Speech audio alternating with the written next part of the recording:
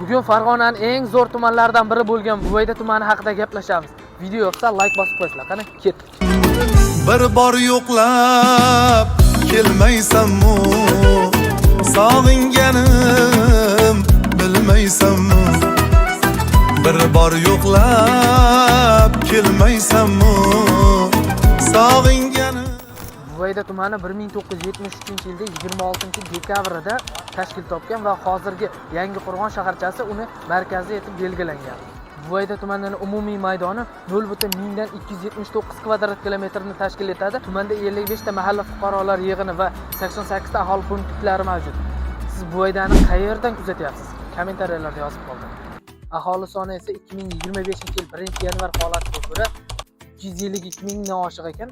Bulardan 129 mingtasi erkaklar, 123 mingtasi ayollar tashkil etar ekan. Buvaydaliklar muomala madaniyati, so'zga ustaligi bilan boshqa tumanlardan ajralib turishadi.